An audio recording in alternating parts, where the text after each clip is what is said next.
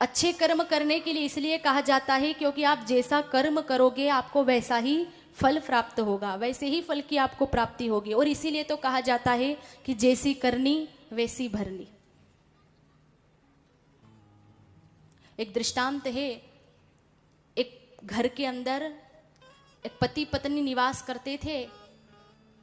एक बेटी थी उनकी, एक लड़की भी थी, हंसता खेलता परिवार था।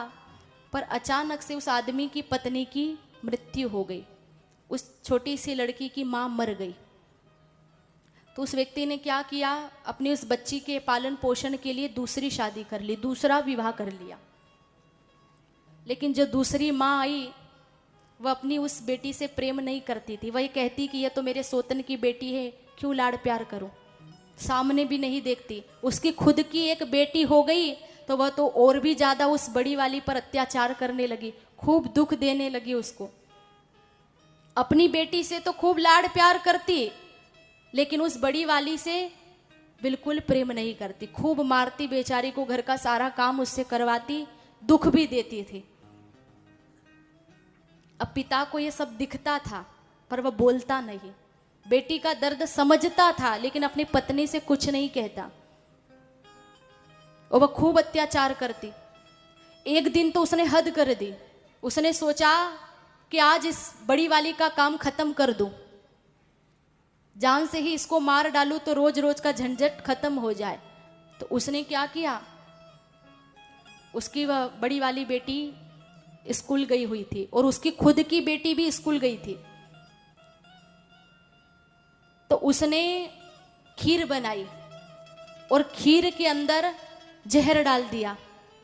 सोचा कि आज तो शनिवार है और शनिवार के दिन उस बड़ी वाली लड़की की छुट्टी 1 घंटे पहले हो जाती थी। तो उसने सोचा कि घर में कोई रहेगा नहीं, खीर बनाकर मैं चली जाऊंगी, जैसे ही बड़ी वाली आएगी खीर को खाएगी, काम तमाम हो जाएगा, किसी पर दोष भी नहीं आएगा। देखो उसके मन में पाप था, खीर बनाई उसने, जहर डाला और खीर रख करके वह अपनी पड़ोसन के घर चली गई। अब संयोग की बात देखिए, बड़ी लड़की की शनिवार के दिन 1 घंटे पहले छुट्टी हो जाती थी, पर आज ऐसा हुआ कि छोटी बेटी पहले घर आ गई, क्योंकि वह जब स्कूल गई तो देखा कि उसकी पढ़ाने वाली जो टीचर है वह स्कूल में आई ही नहीं है।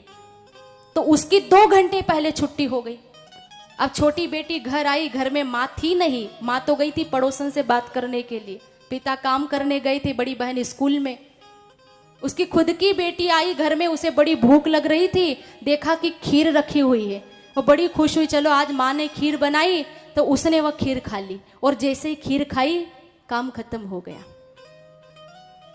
वह मारना चाह रही थी उस बड़ी वाली को, लेकिन खुद की बेटी मारी गई। अब जब वह वापस आई और आकर के देखा तो उसकी खुद की बेटी ने खीर खाई और वह मरी पड़ी है। अब रोने लगी सिर पछाड़ पछाड़ करके, और जब उसका पति आया तो सारी बात बता दी, क्योंकि अब बेटी तो चली गई, पर्दा रखेगी, सच छिपाएगी भी तो होगा क्या, क्योंकि बेटी तो हाथ से चली गई। तो जो दूसरों के लिए गड्ढा खोदता है वह खुद उस गड्ढे में गिरता है।